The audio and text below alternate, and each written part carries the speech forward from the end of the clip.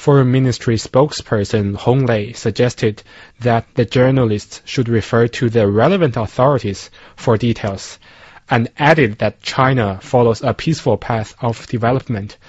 Before the release of the photos, a spokesman for the People's Liberation Army at the Ministry of Defense declined to answer a question about the carrier project.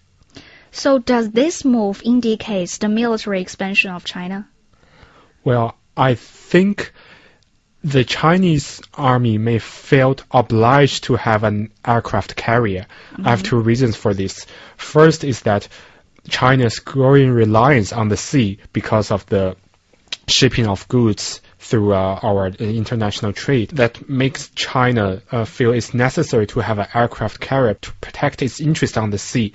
And also another issue is geopolitics, because China is currently having a lot of disputes with neighboring countries, especially on the islands on the South China Sea, and also some of our neighboring countries like Japan, Korea have their own aircraft carriers, although they don't call them aircraft carriers.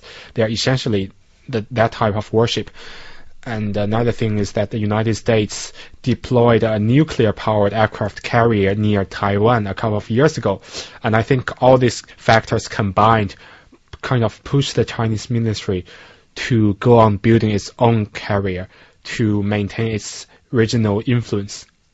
But as we said before, we bought Ruiyao carrier like more than 10 years ago. I wonder whether it's the latest technology.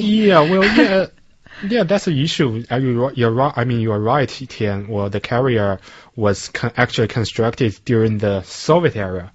But nevertheless, that marks the first step of the Chinese Navy to fulfill its dream of having its own aircraft carrier. Yeah, that's true. Okay, let's come to our second news. It's during the break of the traditional Xinyu festival last week, China lifts its interest rates again to combat inflation.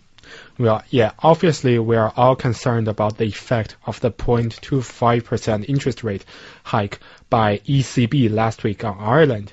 On the other hand, it is worth noting that this is the fourth time in 5 months that China's central bank raises the benchmark rates.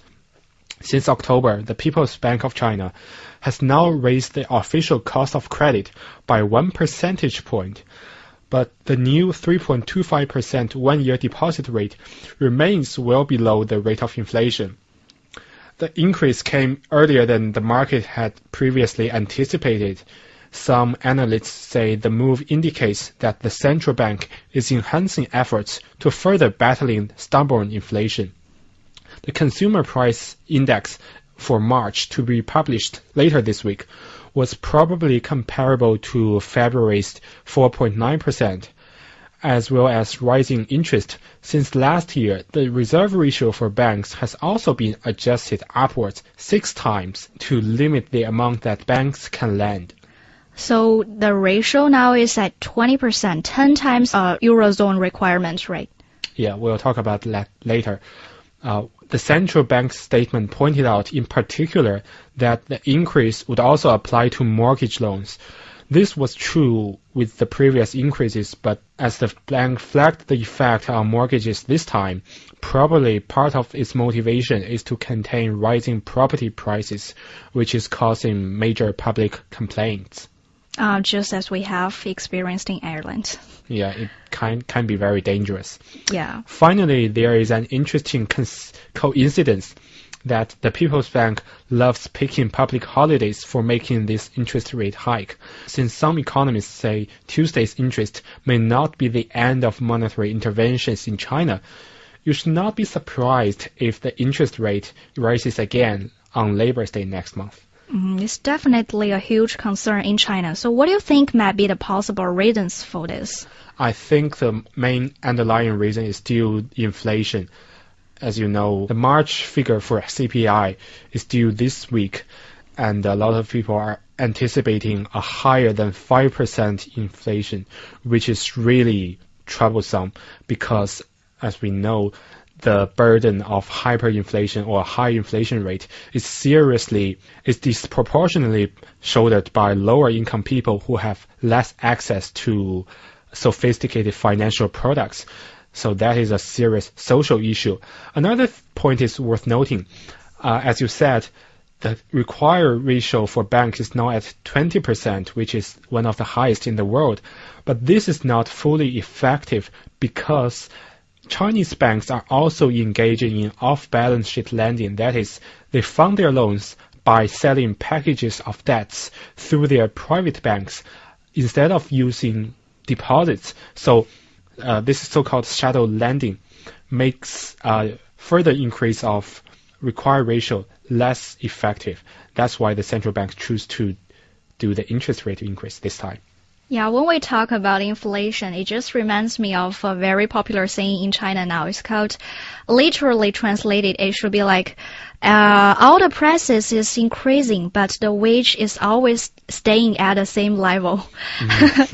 And with the interest rate hike, fuel prices in China have reached a record high recently. It's probably not a good news for Chinese citizens.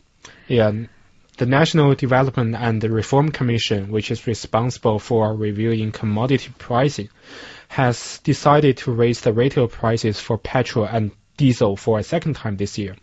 In Beijing, a liter of petrol now costs 7.85 yuan or 0.84 euro, higher than that in the United States, although still lower than the heavily taxed European market price. Economic planners in the country say the hike is due to rising international crude oil prices and mounting domestic inflation, but they have properly postponed the timing of the rise and have limited the increase. According to an unwritten guideline, the Reform Commission should consider adjusting fuel prices for the country when international crude oil prices change by more than 4% a month. Because of the Libyan turmoil and rising demand in Japan after the earthquake, the London Brent price has risen by 16% since China's last pump price adjustment in February the 19th. So analysts say the rise will offer temporary relief to refineries such as Sinopec and PetroChina because they have suffered from the widening gap between world crude oil prices and government-set refined oil prices at home. Meanwhile, officials say they will provide subsidies to farmers and urban transportation systems, although airlines will have to shoulder the burden themselves. This issue has definitely drawn huge concern from the Chinese citizens. So what might be the underlying reasons for the hike? I think it's the pressures on oil refineries like Sinopec and PetroChina, who, although they are state-owned enterprises, they shoulder some of the burden for the society. But they are also public listed companies in Hong Kong, so it is really hard to persuade them to continue making production at a huge loss, you know. And I think there's an interesting comparison between this year and 2008, when the oil price also rocketed dramatically.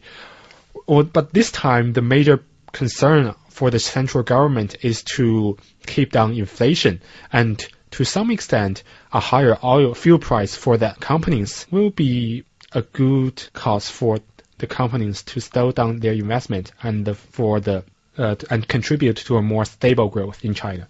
So, just one last question: do you think it might be a constant increasing of the price? Yeah, I think the price will continue to linger at a height for some weeks, at least some weeks, because the reconstruction of Japan is actually consuming a lot. That is pushing up regional demand. Okay, we are running out of time this week. Thanks, Ruiyao. Thanks for your news and thanks for your comments. That's all for today's Hello China. Don't forget, just drop us a line at hellochina@dublincitfm.ie. See you next week. Good night.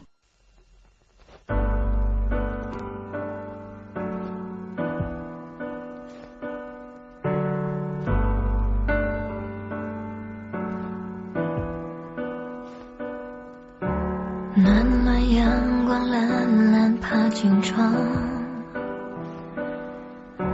悠悠微醺淡淡咖啡香，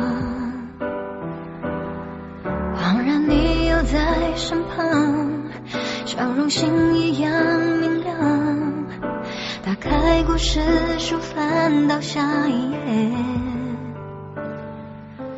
你说云落累了风会吹干它，我们风叹息又怎么为呢？你只笑笑不回答，说小姑娘别犯傻。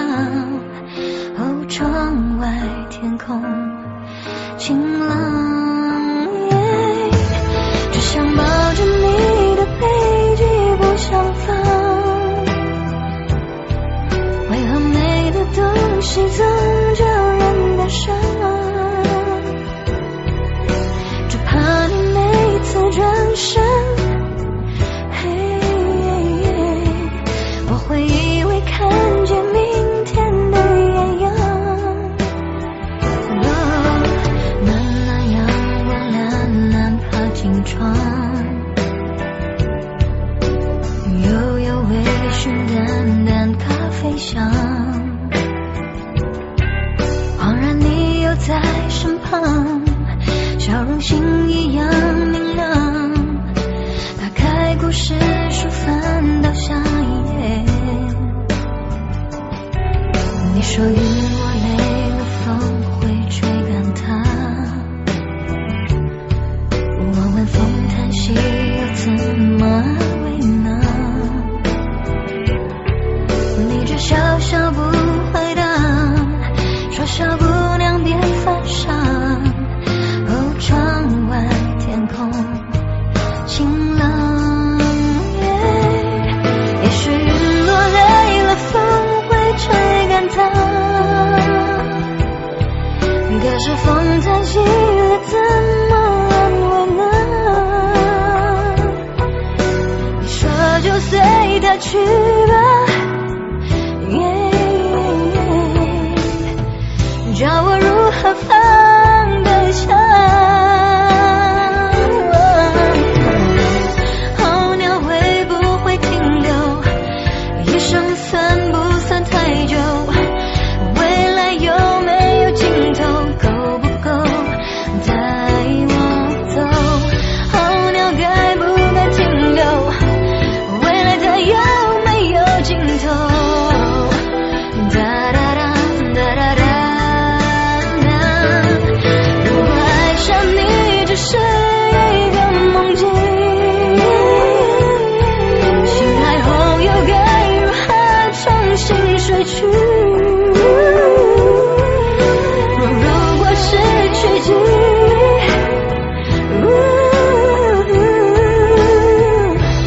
能否再一见钟情？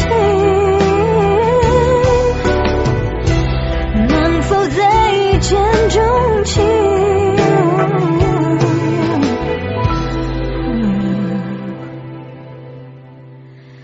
能否再一见钟情？